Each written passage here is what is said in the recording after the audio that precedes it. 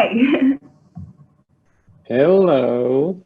So today we have with us award-winning researcher, practitioner, and simply a brilliant mind who believes that our world can be a better place through purposefully designed urban spaces that blend technological advancements with human nature.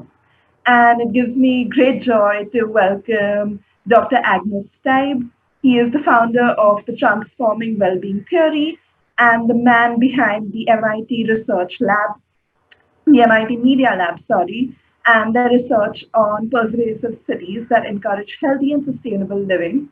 And today he's going to be talking to us about the mastery of change. So, without further ado, over to you, Doctor, and we're so excited to hear from you.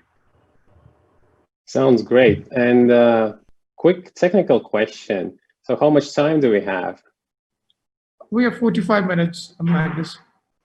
If you want the Q&As, we shall start collecting them. And then we can probably at the end around 30 minutes take all the Q&As. All yours, Agnis.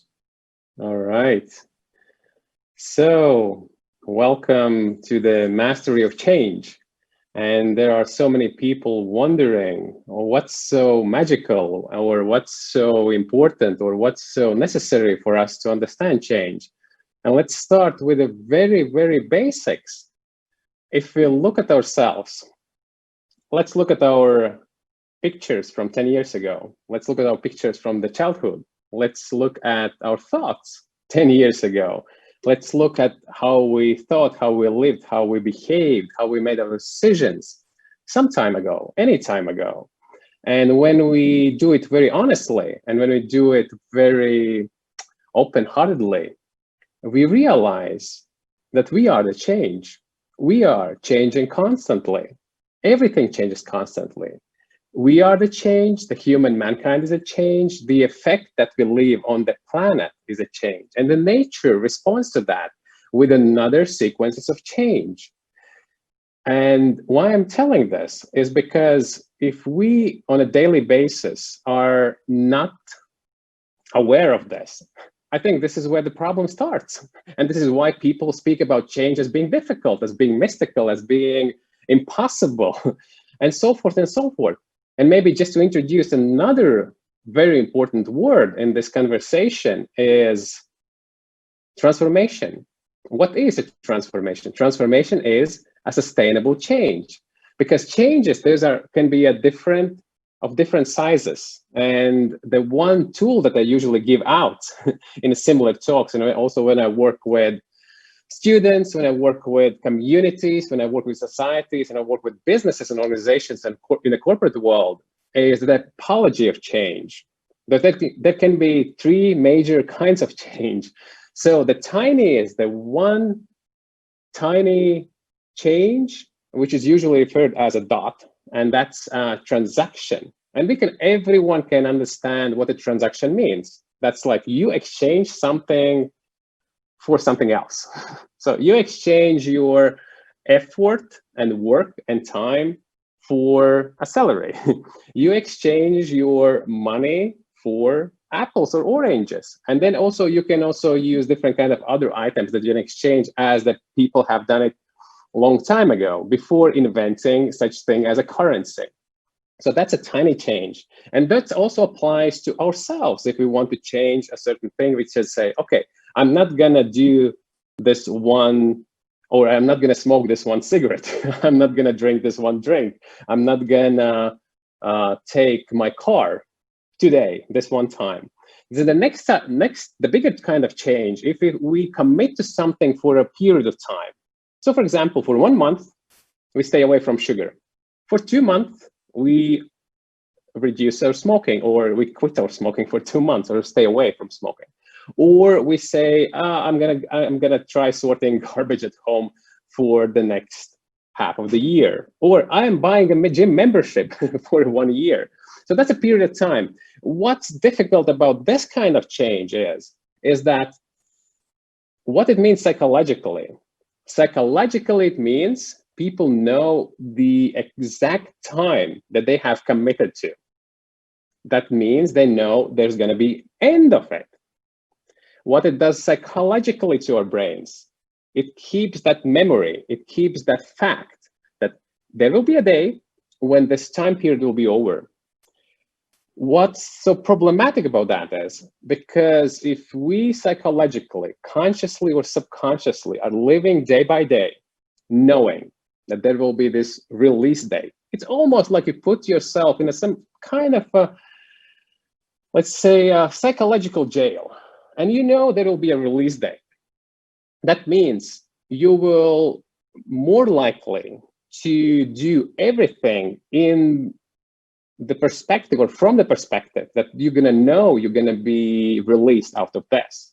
And therefore, instead of going inwards and seeking for the ways to rewire your identity, to uplift your neural networks that are responsible for your habitual choices and for habitual behaviors. So instead of doing the real profound inner work, people tend to look for the external reasons, external motivators, encouragements outside to fill up that time, fill up that 1 month, fill up that 2 months, so that there will be some kind of outside factors trying to help person to achieve the goal within that time frame, with one expectation, to expect that it's going to be over at the point when the person has decided that.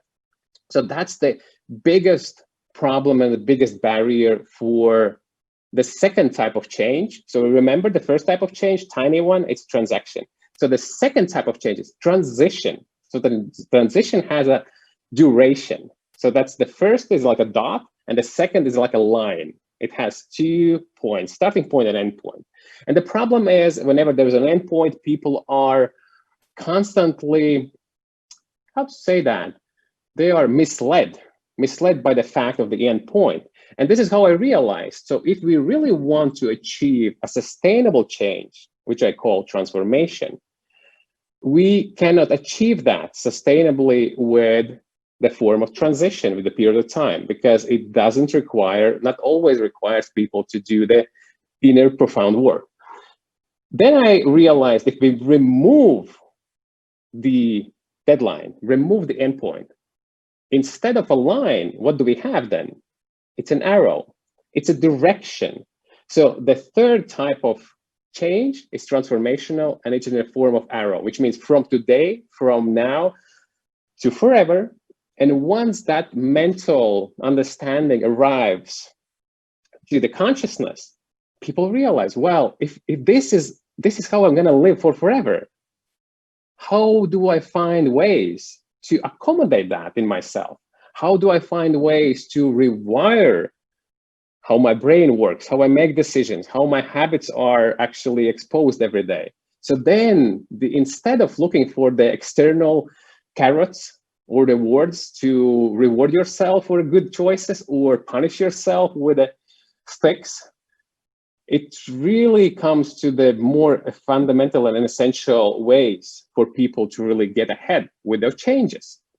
So those are the 3 major changes that are collected in my scientific work around typology of change. And that's available through my publications as well, and through the website, transforms.me, where I collect all of the insights about transformation and change. And also those who are interested, there is also a YouTube channel where I give more practical advices for the students, for the societies, and for the companies, where you will have more of a visual insights, which I'm not going to use today. So this will be more like a live performance about the essence of change and how to become a master of change.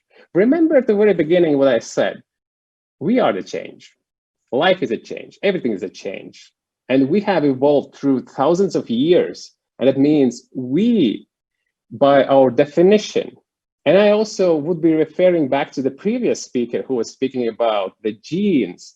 And I would use this term gene more conceptually, that if we have evolved through different appearances on the planet for thousands of years, that means there has to be something in our genes that is very familiar, very knowledgeable about the change, because this is what was experienced all of the time. So therefore, I'm referring to this phenomena that is inbuilt in our human nature as a transformation gene. So I don't speak about the letters in the gene sequence. I'm speaking about the conceptually inevitable, inherent wisdom of change that every human being has. The same way goes if people, for example, try to manage their weight and they are trying different kind of foods. The biology is signaling whether that food is making your body more alert, or that kind of tea or coffee is making that specific effect on how you feel psychologically and physiologically. So therefore, this is this wisdom of change that is signaling and saying, oh, whatever you've done this time differently, whatever food you've taken differently this time is having that profound effect on your state of consciousness, your state of physiology. So therefore, if we, every one of us, have this inherent knowledge about the genes, about the change, the transformation gene, then there is no other way that if we find a way to tap into it, because it's already there, it's integrated in our human nature, and have been serving us to overcome all of these historic changes. So therefore, if we realize that, and we really make ourselves conscious about this, you can say to yourself that all of the wisdom of change is actually already like in your, what's that, default state of being. It's only the question whether over the last decades, when all of this technological progress and all of the intensity and the speed of life have been distracting us constantly, so we've become less aware and less attentive to this access, to the source of the change that we have everyone inside. And this is the point when I would like to introduce something very particular that I use lately to exemplify how that transformation gene, that wisdom of the change, is actually sitting in every single human being, and just to open up this conversation so that people would realize how it really works. So here we go. This is a Rubik's Cube. Many people have seen it. Many people have had this in their hands. And now many of you might say, well, I have had it, but I never had the chance to really make it complete, or to finally kind of make it in the kind of all colors on their sides. That was me. That was me when I was a small kid. And I've got this in my hands when I was around the age of, I don't exactly remember, it was less than 10 years old. So at that time, when I got it, I was never able to make it complete. And recently, when I bought it for my kids, and after a few months, I'm now able to make it complete within less than 3 minutes. And that's just every single time. And now you wonder, so what's the difference? And the difference is, when I bought it this time, in the package together with the cube, there was an instruction exactly how to do it, which I call an algorithm. So if this thing has an algorithm to solve it, then once you know that, you can look for it, and then you can learn it, and then you can practice it, and then you can internalize it to the degree that you are even transitioning from consciously thinking how to make the next move on the cube onto your biological, instinctive, reactive ways to manage it. And this is what was my experience, because the algorithm is not trivial, but it's there and it's very practical. And to internalize that, it sometimes asks a little bit of your deep thinking about when to move the next side and which direction.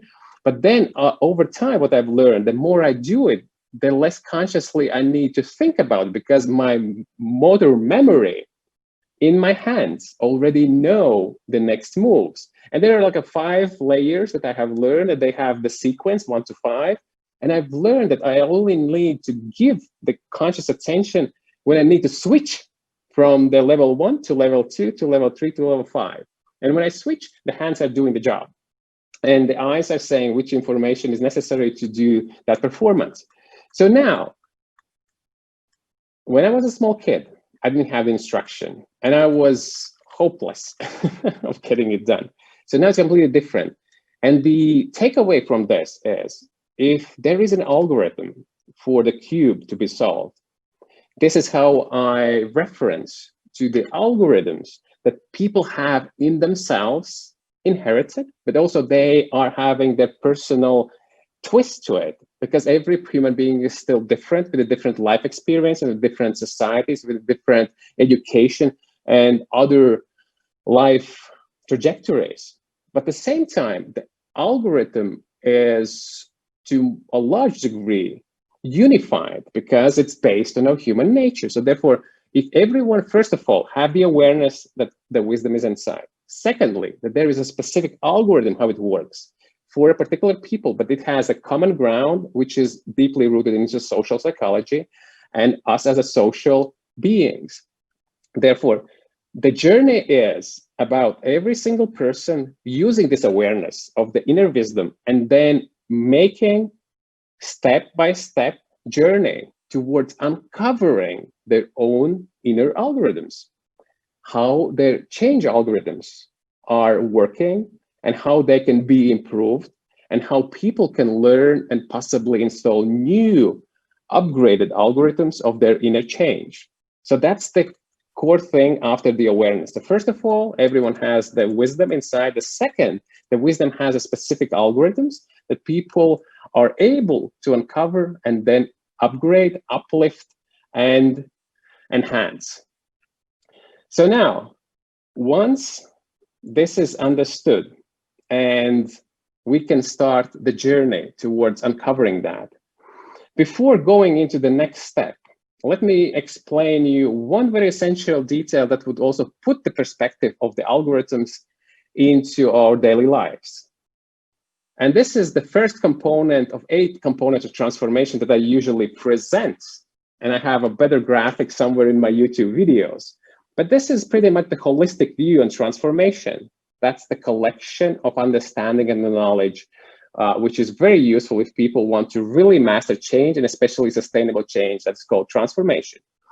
And interestingly, it doesn't start here at noon. It actually starts here a little bit before that. And if you can read here, it says human energetic intelligence. Why it's so important is because people sometimes have this delusion that energy is something that can be accumulated.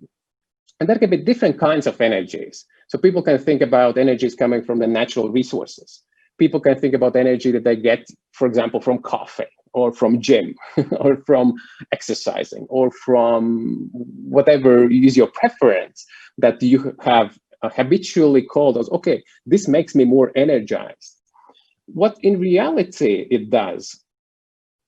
And to explain that, let me tell you how the physics is explaining energies. And if you look at the thermodynamics, and they have a few laws explaining how the energies travel.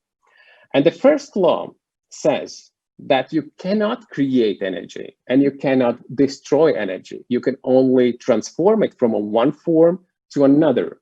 So therefore, if that's already written in our nature, in our physics, that the energy is just flowing through different kinds of states. So therefore, also people are not in the position to accumulate it. Of course, we can do the cycles when we eat something and we get the bioenergy and then we again use it. But you can even put it into perspective and say, but if I eat more and more, can I accumulate more? Of course, there are some limits that people can gain more weight, which is not actually like too much weight is not actually healthy. But the whole perspective of you being accumulator is false. And that's something that everyone also is suggested to embrace, because if the mental model is we are accumulators, then that's by definition is not in alignment with the nature and with the physics, how we understand the nature. So therefore, first of all, we are not accumulating, not biological energy. And some people are getting into this perspective as well that, okay, money. And money is nothing else than form of energy. And then some people try to accumulate and accumulate and accumulate that kind of energy, which is in a form of money. But then what's the purpose then? If you don't let this energy flow and create and bring more value, it's pointless. It's just like storing something somewhere and it just sits there.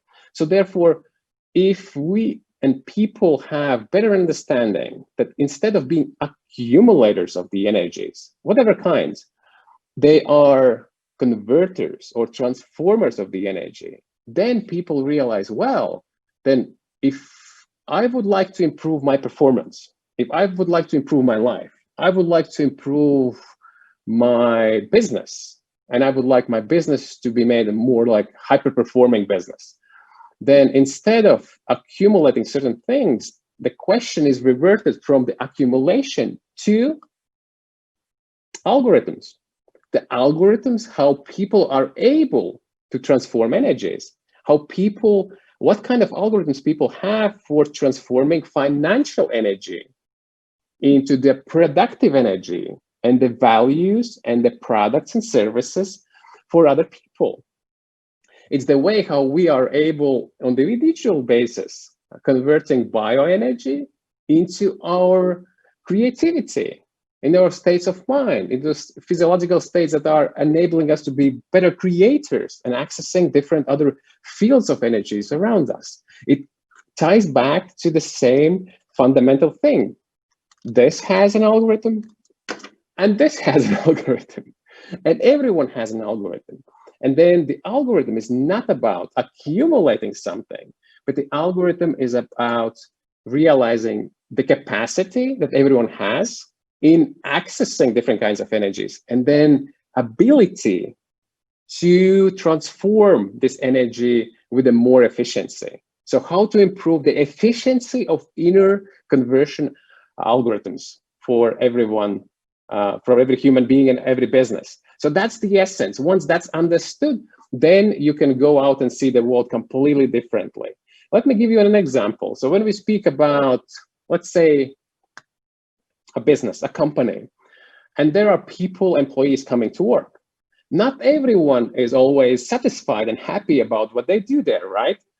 And if there is this difference between what the people feel as connected to the work or the task they're doing or not, and if they don't feel like fully aligned and fully fulfilled by the work that they're doing, it has this gap between what people would expect to be fulfilled them and being happy with working at that workplace, and what is the expectation from that business or from that manager or from that leadership. And if that gap is emerging, so if it's a tiny, it might not be a big deal. But imagine if there's this distance between these two, between the person's expectations about the fulfillment from the task and also the requirements from the management of what is expected from the person, then the gap by growing, the person realizes, if the person would openly, in many cases, not always, but in many cases, people would say, well, if I speak out my mind, I will be fired because that will be not in compliance what is expected from me. What people do usually in these situations, they start to, what I call, wear a mask, which means they pretend they are liking everything. They pretend this new information system is great. This new CRM system is great. This new management structure is great. This new office is great. And if they do that, how does it relate to the access to energy? It's because people, when they arrive to work and they have, let's say, just as with the phones, they have a full battery, let's say 100%, and they have this gap to bridge between their expectations and the requirements from the business. Then to bridge that gap, how that is possible? That's possible by wearing the mask. And if that action of wearing the mask, where does it get the energy from? From the same battery, right? So if people arriving with a 100% battery are spending or wasting 20% of their accessible energies just to wear the mask, so that no one can get them caught into not being in line with what the business requires or what is the new change in the organization, And if people continue this way, some people might have even 30 or 50% or 70% of their energies, accessible energies, going into wearing a mask. What do we have as a result? Obviously, it's a burnout. And the burnout is not about people working extra hours or working too hard or working too much. It's because the misalignment between their expectations or their fulfillment and the requirements. And especially the problem arises from the fact of wearing the mask. And this is one of the biggest lies that people maintain in their lives. And this is not contributing to the personal well-being. This is not contributing to the business performance. It's not contributing to anything. So that's one of the calls to action that I usually propose to everyone. Let's stop lying to ourselves.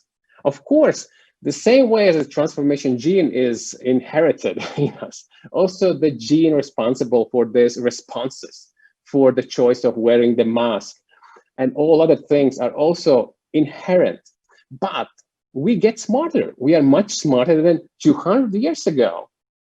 Just look 30 years ago. The mobile phones, the internet, the space program, everything. It's such a huge leap externally of the human being. So how can we evolve? How can we upgrade and elevate our identities so that we as a people, we as a personalities, we as a human beings can upgrade our relationship with the reality, so that we know that we have the transformation gene, and we also know that we have the gene responsible for lying. But because we know that, we stop doing it. Because if we do lie to ourselves, there is no change possible, because we are inhibiting by the pure fact of just lying to ourselves. And the same goes with the personal changes. What people do on January 1st, they say, from this January, I'm gonna exercise more. I'm gonna read more books. I'm gonna use more bike for commuting. I'm gonna sort garbage. I'm gonna be more productive at work. I'm gonna get my promotion and all other kinds of things. What happens in February? Most of them, these nice New Year's resolutions fall back into the old habits, because all of the attention is taken away by the rush, by the overcrowdedness of information, by different kind of technological addictions and so forth and so forth. So therefore, people have inherent way that the body is signaling, saying, well, you will be better off if you stop smoking. And even that's scientifically proven. So the question is how people are actually making them decisions. So what's so difficult in our nature that is stopping ourselves from actually having a better performance and a better life? But now science and my work and the work of others is clearly demystifying the change, the ingredients of the change, demystifying the process of sustainable change, which is transformation. Now is the time for people to really become more honest with themselves, because this is the place where the change starts. And therefore, I would like also to introduce the next steps, what people can do to help themselves achieve whatever they want in their lives, and also then help with whatever they do in their work, whether they are self-employed, whether they're artists, whether they're designers, whether they're freelancers, whether they are employees in a great company, or whether they are the leaders of the companies. What to do next? So first, remember the awareness, we have the wisdom of transformation. The second, the wisdom of transformation is tied into the algorithm. And there's a question how we are able to tap into our algorithms, understand and learn how they work, and then improve them step by step. And now is the question, how do we get to improve them? How can we get this improvement process more tangible? So here we go. If we look at every single, let's say, behavioral pattern, habitual pattern, ways that we repeatedly make the same decisions, if we boil it down, all of these evidences in our lives that possibly are not very well contributing to our well-being or to the performance of our organizations, then by boiling it down, by narrowing down the possibilities, we always will arrive to one single thought. One single thought is responsible for, it's the root cause for that particular habit, for that particular decision-making pattern, for that particular routine that you have. There is one, at the very core, there is just one thought. Let me give you a very basic example. So imagine this blue pen. It's not a blue. So those who will go and watch the YouTube videos, they will see I had a blue pen. So I had this habit to call any pen in my hand to be blue, but it's white with the green. So this is a thought that people have, or the person has in here. And if the person has this thought, and the thought might be very, let's start with the very basics. The thought can be, well, I'm not good at singing. I'm not good at writing books. I'm not good at selling my services. I'm not good at customer relations. I'm not good at people management. I'm not good at leadership. That's it. If this is the thought, that's the reason why people are not doing singing, are not doing leadership, are not doing sales. This is the reason. So how does it work? You and everyone is advised to practice this.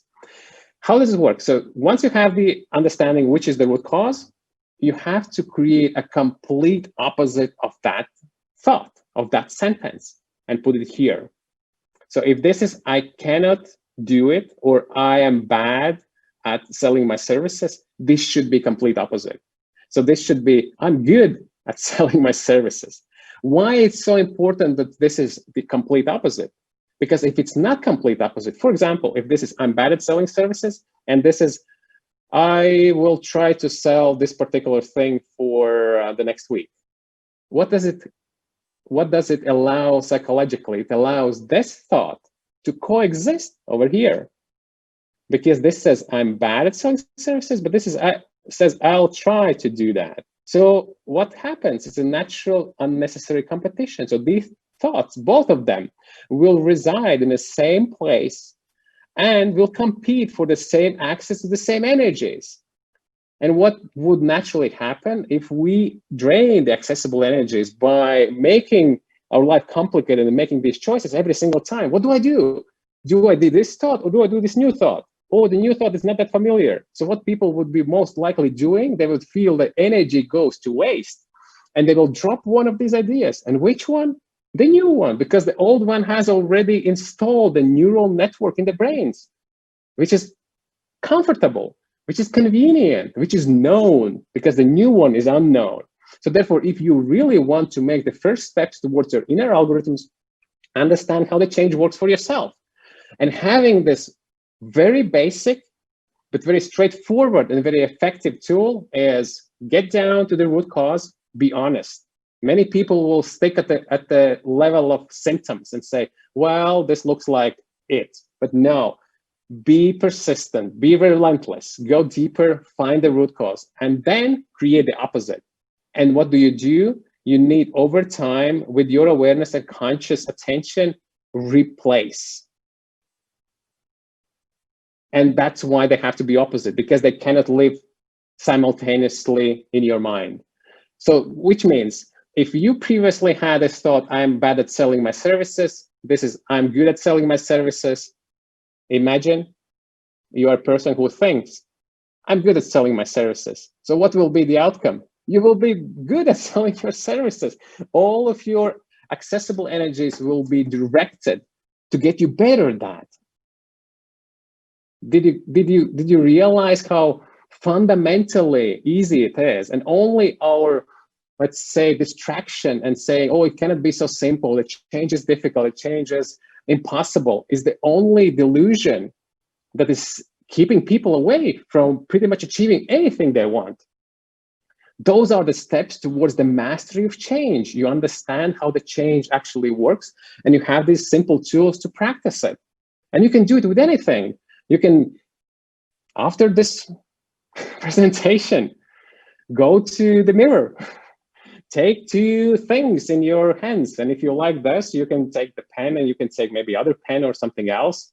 And you say to yourself, well, this is something that sits in my mind and I don't really appreciate it. And that might be, I am bad at negotiation with my manager, or I am bad at proposing my innovative ideas to my company or to my direct manager, or I am bad at entrepreneurship, like those kind of things. And you immediately know you have to create, and you listen to the sentence and you just replace, most of the times it requires to replace one word.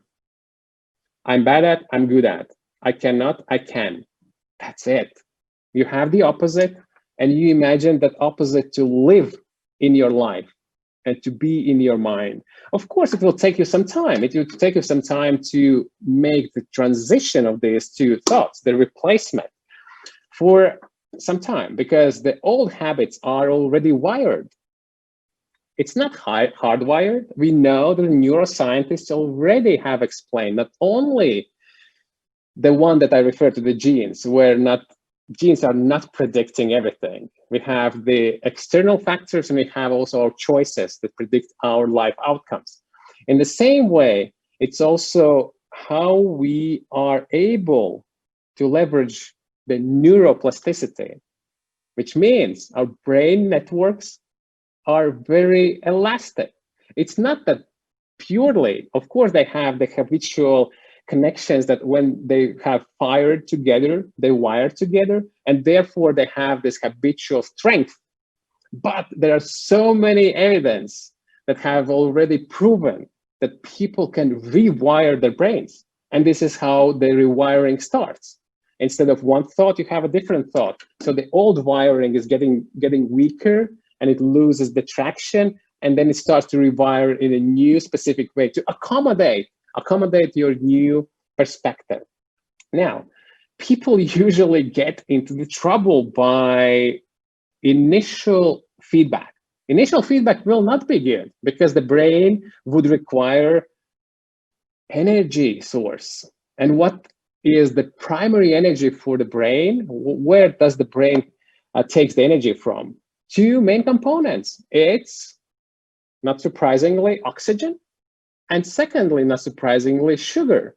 That's why so many products have so many sugar in it. It's just getting the brain more willing to it. That's another revelation possibly for many people, but I think nowadays it's quite clear. This is how many products are made sweeter, so just to tap into the subconscious response of the brain saying, oh, this is really good for me.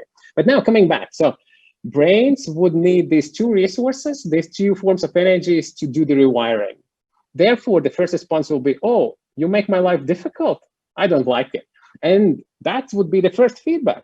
So I encourage everyone not to stop there because you already know it's going to happen. So you would need to be more consistently following your desired change. So if you have the desire to replace one thought, that has to be consistency. And let me give you the last practical tool today, which is vectoral transformation. Vector is an arrow. So remember the types of change, the dot, the line, and the arrow.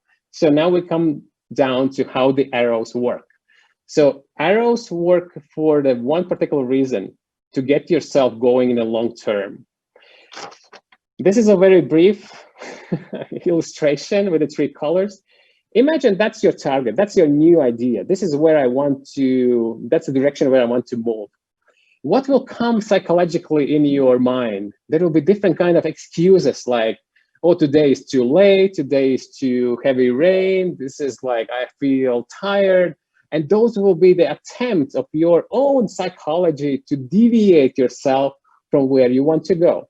But if you want to get where you want to get, you have to make decisions and place them on this green vector, on this green arrow. So therefore, if you make this for yourself, and you can put it anywhere you want. If it's at home, if you want something with flossing your teeth, you put it in the bathroom.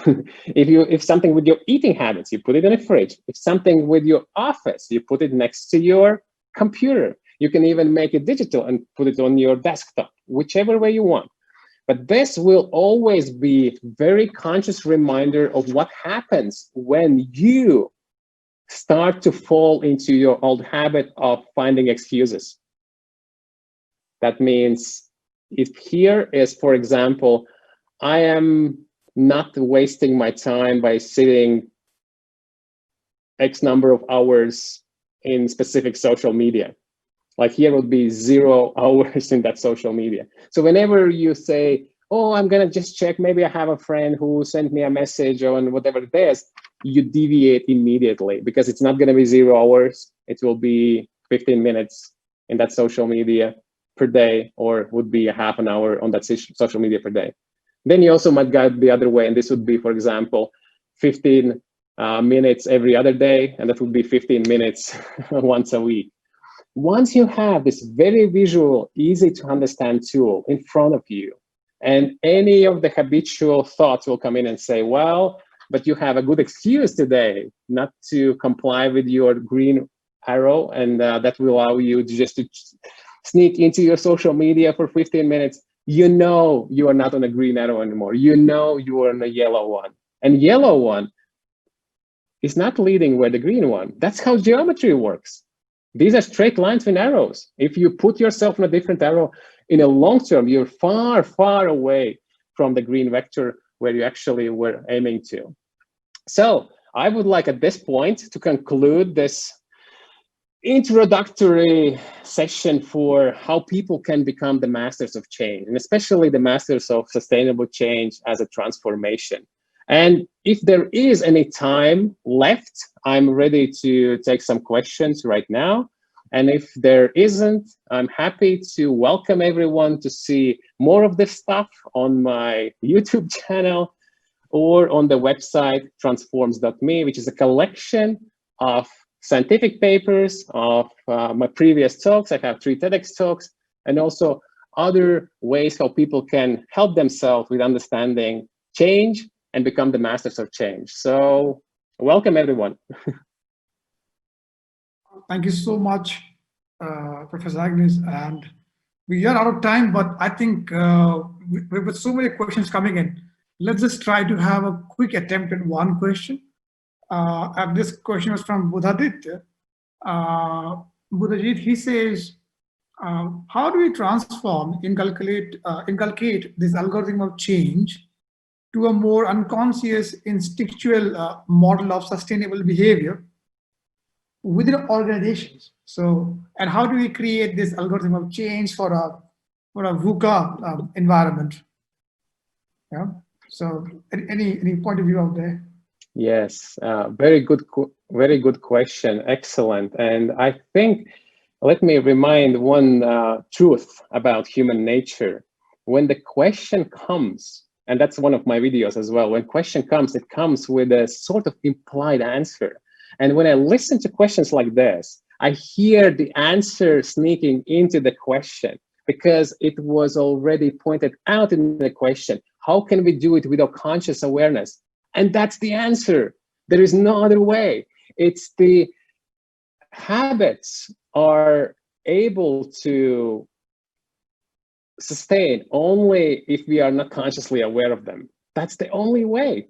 And when we start to pay our conscious attention to those, and that's easy. First of all, we can really reflect. We can ask other people. If somebody really is having a hard time with discussing internally, ask other people, ask their friends. Okay, have you noticed that do I do something like this strange kind of thing? Can you just give me a feedback, like you are my friend? And you will immediately get your awareness onto the track. And the same, you can see how it works on the individual level, and you can gradually scale it up. Scale it up to your family, scale it up to your friends, scale it up to your sports team, scale it up to your teams at work, the leadership and the organizations and cities. That's one of my works as well. Countries and the global perspective. So great question. It's 4:48 p.m. in India right now, and your session is coming to an end. We have heard you from all over the world. What can we do starting right now at 4:49 p.m. To bring in change in our life? How do we go around mastering change? How do we initiate that right away? I think, you know, the introduction was more like conceptual with the algorithms and with kind of references to the energies and saying we are not accumulators, but we are the masters of our algorithms. Practicality is the practical essence is in a simplicity. So how we can do certain thing and how we can see the effect. So therefore, I would, to be very practical, this is the most practical anyone can do. So first of all, draw these lines. So anyone can draw like a bunch of arrows, but it's not necessary. This is the maximum you should do, like no more required. So here you put what kind of change you want to do in your life. For example, I did multiple changes because for me, it has become a habit to change myself. For example, I started intermittent fasting recently, but before that, let me give you a very doable thing, like flossing your teeth. I didn't do it. It was like a nightmare. It was like so difficult for me consciously to go, well, why should I do this?